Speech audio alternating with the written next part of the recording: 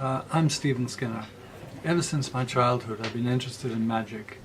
Magic is something practical that works, and also magic from a scientific point of view, because I have always wanted to know how things worked.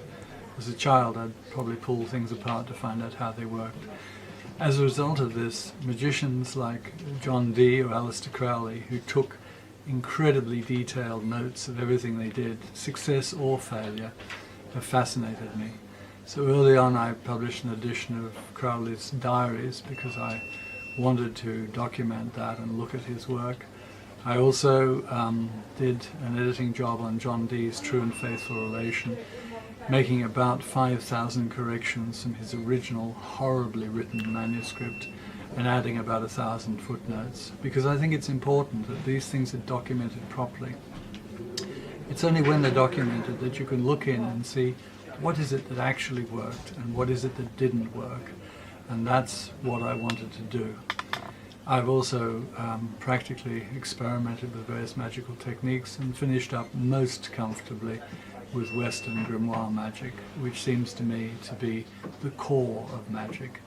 There is, of course, a lot of New Age magical techniques like chaos magic and so forth that have happened, or in fact been invented by friends of mine in the last 20 or 30 years, but my interest is in classical magic.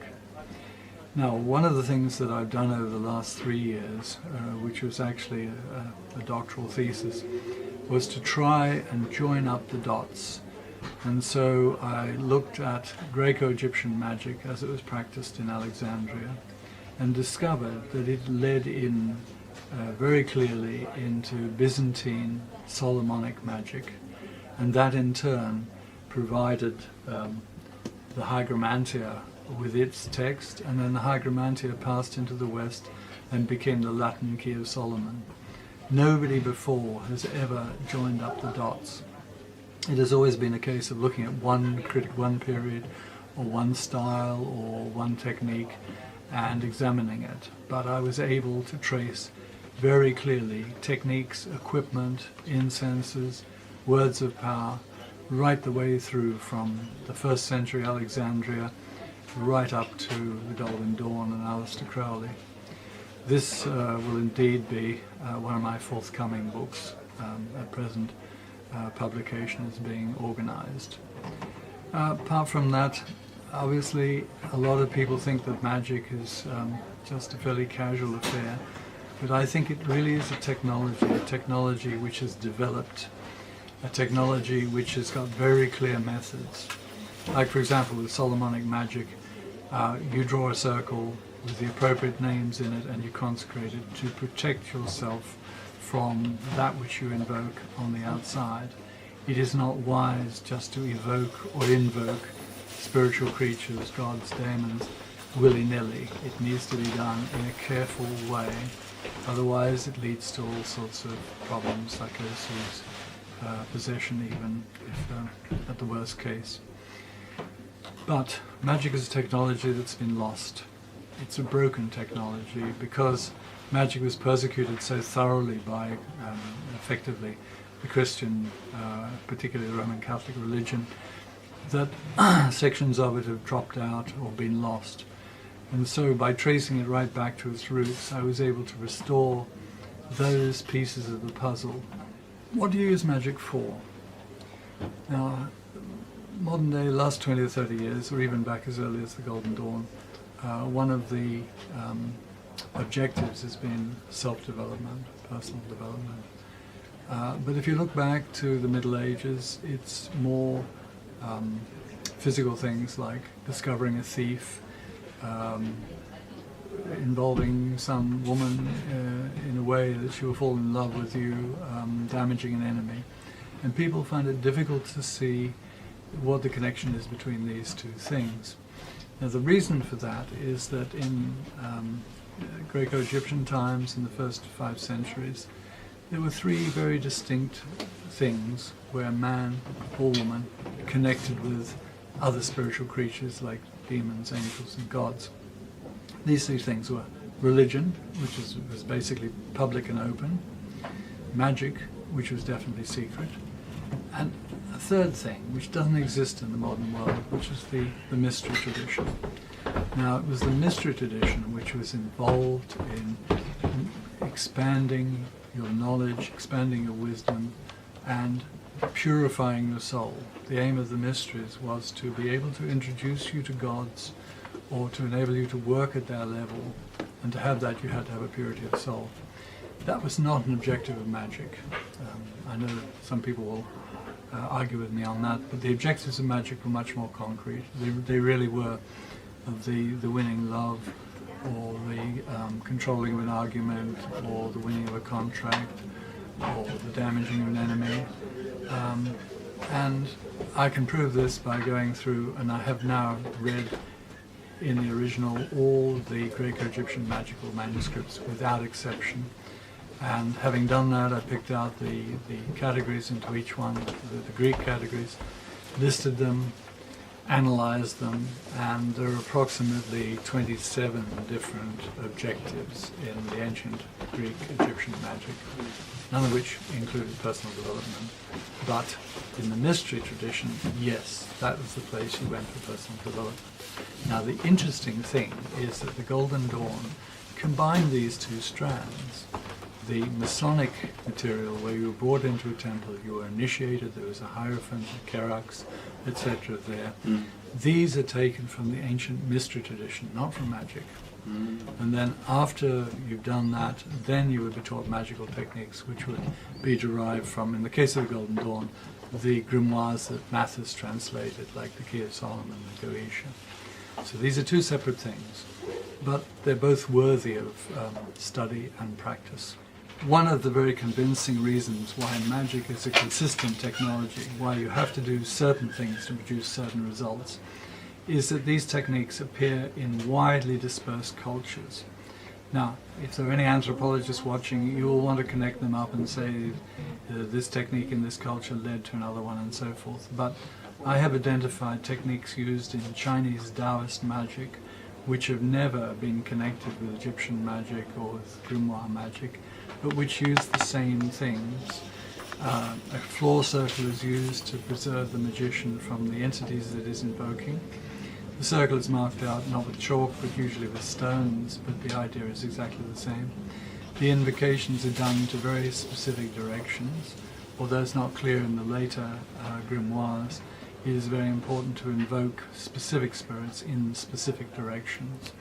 It's not just a sort of cartoon thing about invoking a spirit and finding that it's turned up behind you. It is more specifically invoking in a direction as part of the technique. And so Chinese magicians use that. They also use incense, and they use the procedure of binding. One of the things missing from a lot of modern grimoires or modern magic is binding.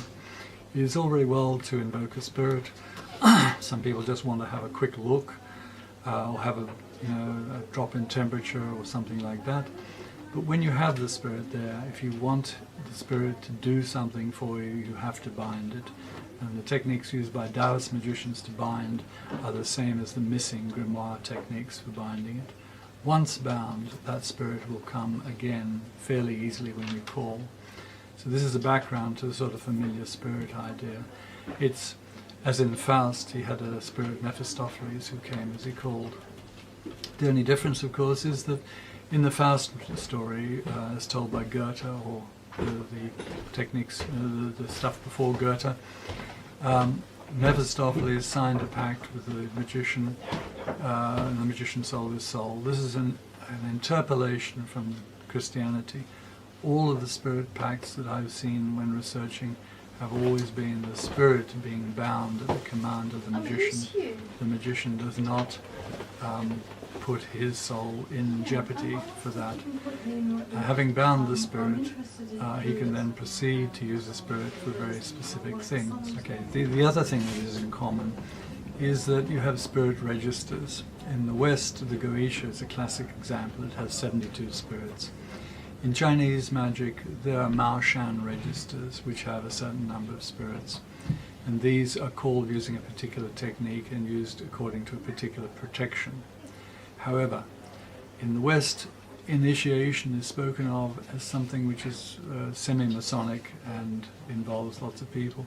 In the East, with Taoist sorcery, initiation consists of proving, by doing it, that you can call a particular spirit, bind it, and order it.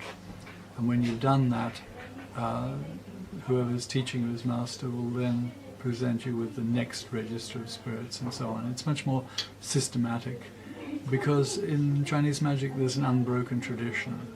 Some of the magicians I know claim, maybe not true, 36 generations of masters before them, and they use very specific manuals, which are like grimoires.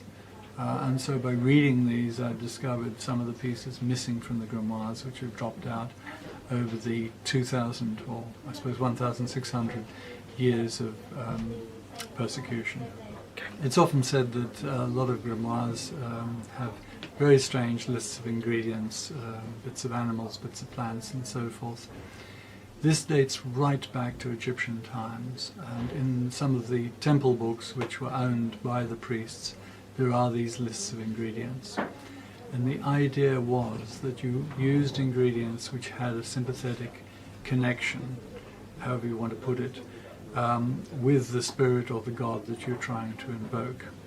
Now, by the time it gets through to the Latin grimoires, some of these have been corrupted and the ingredients, frankly, sound rather mucky. If you go back to the Greco-Egyptian texts, you will find that amongst them there are translation tables where, for example, boar's blood is translated as a particular herb. And if you use these translation tables, you can bring them forward into the modern grimoires, and that will actually give you the ingredients that you should be using rather than the rather alarming ingredients that are written there. Great. Okay, of course, magic is useless if you just sit and read about it. It's fascinating and it's interesting, but it's a practice. It is a technology, and the whole point is to use it. Some people are a bit hesitant of using it. They fear failure or bad outcomes. The important thing is, if you use a reliable text and you take the precautions, if you're doing work with spirits, then you need the circle and you need a phylactery to protect you. And you need to consecrate things beforehand very carefully. If you think of magic just as psychological, then you need to do all the preparation. But in fact, magic isn't just psychological, it is quite objective. And if you do objectively the correct preparations beforehand, then it's fairly safe to work with evoking spirits or angels. And of course nowadays there's a great number of people interested in angels, but angels are actually not all soft and fluffy. They are spiritual creatures with considerable power, and one needs to take time and do the invocations. Action. I've been using magic practically for an awfully long time, since my late teens, a long time ago. I found that in the early days it either worked or went spectacularly wrong, and spectacularly wrong was quite interesting because it gave me clues as to how it should work. For example, when I still wasn't fully equipped, I attempted a full Goetic invocation of Agares. And Agares is seen as a bird-headed spirit. And this happened in Bath, and at the end of the invocation, a very strange thing happened. The chimney, which was open to the sky, was suddenly filled with birds, which in the middle of the night flew down the chimney, circulated around the room, not inside the circle, they didn't cross the boundary, and then flew out the chimney. So I consider that a success, but that's because I didn't really know. In those days I should have bound the spirit and gone on from there. In the morning I thought, oh, maybe we all had an illusion, maybe it was a fantasy, maybe it didn't really happen. And we went back into the room, and sure as hell, there was bird shit all around the outside of the circle, but not inside the circle. And those birds had come in as a material manifestation of Agares. So that's just one example. I got many other examples, but from that I drew the lesson that I should have bound, instead of just going, wow, isn't this terrific? Of course, there's a limit to how much you can learn during research because you're only reading the manuscript grimoires, which are quite often abridged and shorthanded and badly transcribed by past magicians. You have to put the bits together by using it. And then, of course, one of the things that you can ask of spirits, and spirits are fairly one-pointed, so somebody who answers knowledge about astronomy will not be able to do a love thing for you. So you can actually ask them concrete questions. Sometimes you won't get an oral answer, but you will wake in the morning having had a dream or a memory, and suddenly the answer will be quite clear. And you go back and check it academically to look in later in the manuscript does it say that, and quite often it will click into place. So this is one way of restoring the tradition. Obviously, your average academic wouldn't consider that a valid way of working, but I like to then complete the circle by finding the manuscript which also confirms this. Because the knowledge is out there, it's just very badly separated and spread out.